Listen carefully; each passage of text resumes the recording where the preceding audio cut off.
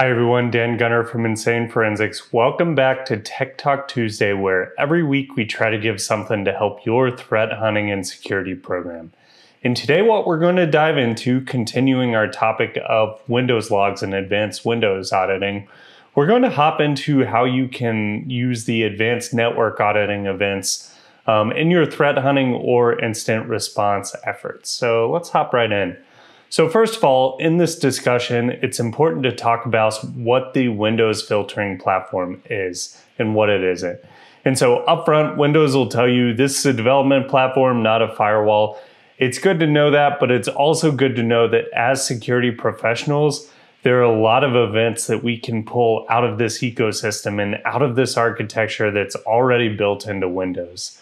What the Windows filtering platform does is it provides a set of API functions for developers who write system services to interact with network filtering applications. So this is applications that might, take packets off the wire and do something with them, or might need to modify an application, or might need to, change some application or add features to it.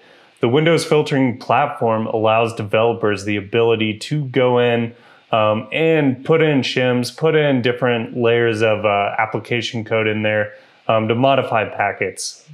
The good thing for us, though, as security professionals, is in this platform, there's also a lot of events we can use for auditing. So while developers are using it to interact with packets, to interact with connections, it's also very useful to us. This is built into Vista Server 2008 and beyond. So on the current versions of Windows, and even back quite a little bit of time, this is going to be there. What it's made up of, and you see a diagram there of how the flow actually works, it's made up of a filtering filtering engine. This is actually what filters traffic, what actually implements the callouts, which we'll talk about later, and returns those permit and block. So as someone inserts a piece of code or a filter driver in, they can decide the logic to either say, hey, permit this packet to go through or block it. This also has the base filtering image. This is where the filter actually gets put in, also where statistics are reported and configurations handled. You have shims. These are pieces of code that actually implement the filtering decision on the wire. You have callouts, which are for a specialized filtering. So when you get into things like IPsec, how does it actually work at the bottom? A lot of times it can work with a callout. You have things like stateful analysis. You even have stealth filtering, filtering down at the operating system or this level to where a user actually doesn't know it's happening there. Then you have the API. These are all the data function or data structures and types that are going on here. If you want to read more, there's a link there. But as you can see, this diagram, and this is straight from Microsoft's page on it, is you have your network stack that sits between the actual hardware on your computer and the application.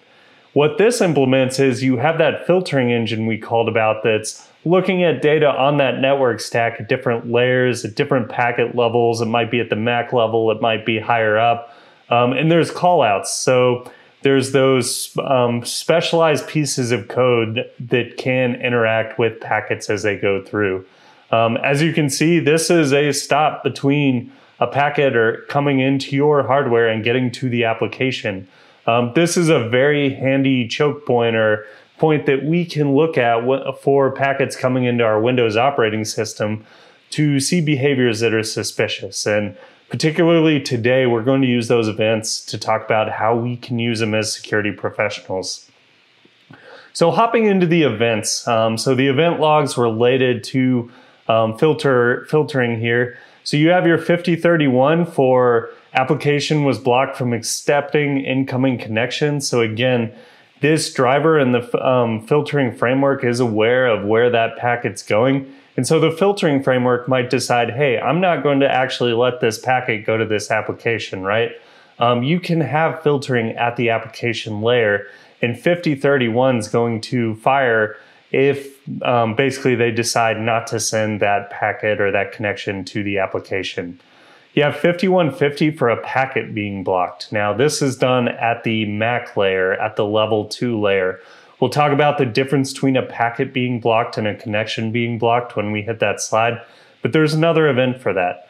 You have 5151, so when more restrictive filters, when filters at different level block a packet, we can actually see this. So if an attacker writes a filter driver to prevent you from getting a packet, you might use this to say, hey, my traffic's actually getting filtered at this lower level.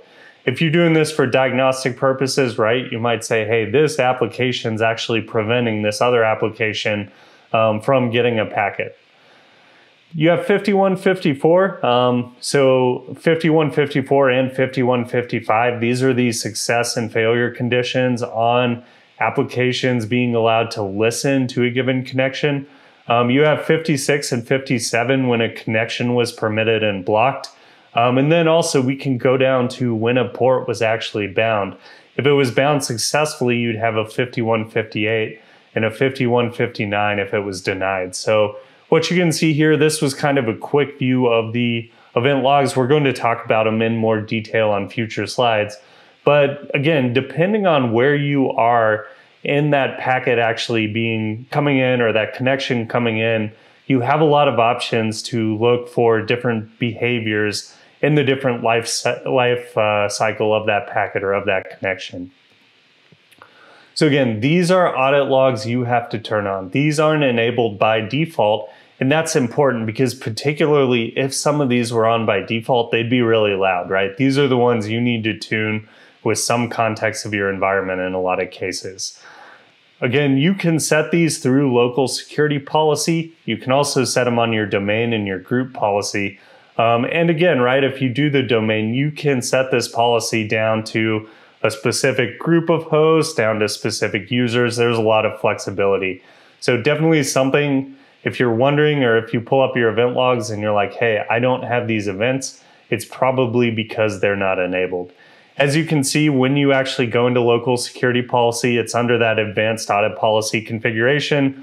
A lot of them are under object access. And the highlighted one here, right, we see audit filtering platform packet drop and connection. There's a few different options in here that you might need to enable depending on the specific event ID that you hoped. So hopping into it, so we talked about 5150 and 5157. So 5150 is when the MAC filter blocks a packet. So this is again being blocked at level 2 or layer 2. So at this layer, you don't have an IP address, you don't have a port, right? That's all TCP, that's all internet protocol. At this level, if you're seeing a 5150, you're only dealing with filtering based on Ethernet addresses, on the direction, maybe on the VLAN tag or other information like that. To where if you go to 5157, when we look at when the filtering platform is blocking a connection, again, this logs on failure because the packet's not being allowed through. But this is IP aware, this is port aware, this is user sending it aware. 5150, you only get that level layer 2 information, to where 5157, you get things like the process ID, the application path and name, you get the direction, source and dest IP layer, you get remote machine ID and remote user ID. Microsoft's recommendation on 5157, right, is to look, hey, should the application be performing this action, right? Whether that be the application name or path, should you see a blocked connection like you do from this type of application, right? Maybe an attacker came on and they took something like remote Mimikatz and renamed it, and you're seeing the behavior of remote Mimikatz get blocked on the wire due to the filtering, right? It could be another application like that. You also, when you have 5157 and we have those destination addresses, ports, protocols, and MAC addresses, we can look for anomalies to say, hey, this application, even though it has the right name and it might be in the right path, it doesn't usually connect out to this IP, right? Or, hey, why did I suddenly see an uptick in, connection requests being filtered out to really weird external IPs, right? Or weird external ports that I don't normally see. Using 5157, you can get down to that granularity. And again, these are failure conditions, so they're not going to be as loud as success conditions. But as you're applying the filters to these, it's important to be mindful of your environment.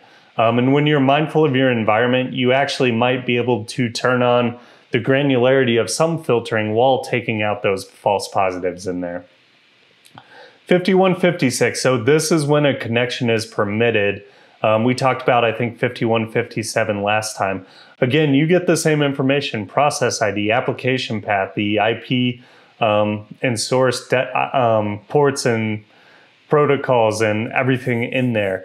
On here, right, you are seeing success, right? So you still might monitor for successful connections going out to weird IPs, successful connections coming from applications that normally don't go to the internet and normally don't go to a host on the network, right? Or don't normally use a given port or protocol number. This event, again, if you're granular down to knowing what a host should do, this might be an event that you use to really give you another rich, deep set of data to go through this. 5158 and 5159. So in other events, they kind of use the same event and they'll say, hey, this event's both for success and failure. With these events, they split up success and failure. So if you see a 5158, a local port was allowed to be bound by an application. If you see a 5159, then the filtering platform actually blocked an application from binding a port. This is useful, right? If an attacker is getting persistence or piece of malware that's has netcode in it's getting bound, you'll be able to see the process ID, the application path. You'll see again the port that's actually being bound and the protocol type. But on this can help you find, like I said, maybe that malware that's starting to bind a port for C2, right, to listen, or maybe lateral movement, right, if an attacker is standing up a service. This gives you granularity to really dig deep down in there. So Microsoft actually didn't have specific recommendations for monitoring on here, but what we recommend here is looking for successful or unsuccessful attempts to bind ports, right? If you have users that really don't know what binding ports is and they don't use a lot of weird applications, it might be really weird seeing a user, if they're not as technical, especially, suddenly binding ports for some reason. You also can look at the typical port and application pairing, right? If a application generally uses a port and suddenly it uses a different one, hey, has that application been compromised? Even if the application name in the path is correct, did an attacker put in a rogue application there, or are they trying to masquerade in some other way? You can also use typical malware TTPs, right? What does malware look like? Particularly malware that needs to bind a port, because these would be the events both in the success and failure condition that you would look at in that situation. When we get to 5154 and 5155, so in the last one we were talking about binding ports, this one is application aware binding of ports, right? So again, we can come in here and at this layer, we get the process ID, the application path, all of that information there. Microsoft says, hey, this is super useful for troubleshooting and monitoring. Again, for us, this is super useful for knowing which specific service or application is trying to bind a given port. A lot of awareness and a lot of kind of granularity on what we're looking at with this event. Finally, 5031. This is the last one we'll talk about today, but this logs when the firewall service blocks an incoming connection to an application. What's nice with this is you get the network protocol and the application it's coming to. There's not a whole ton of information in here, but what's useful for this again, and this logs on failure, what's useful for this again is this is looking for incoming, right? So while binding a port, it kind of looks for a change of state in the machine. What we're actually looking for here is this situation where incoming traffic is getting blocked, and Windows is like, hey, we're not going to allow this to happen, or some filter driver in there is saying like, no, yeah, we're going to go ahead and block this. What you can look for here again, right, is the mismatch between your typical behavior and the application behavior, right? You can look for applications in non-standard folders. You can look for known malicious applications. There was a reason this packet was blocked. It might not be because a security program said this was bad. It might be maybe, a collision or some issue with another application on the box. But nonetheless, this is really good for either troubleshooting to figure out why the packet doesn't go there, or this might lead to, hey, this was definitely a malicious event. So again, what we talked about today is how to use the advanced Windows auditing for network connections. We talked about how to look at things like, suspicious applications, binding ports, malicious inbound traffic. We talked about different things you can do with some of the really advanced Windows auditing that's built right into the operating system. We hope this was helpful. We also hope to see you back next week, and thanks for tuning in.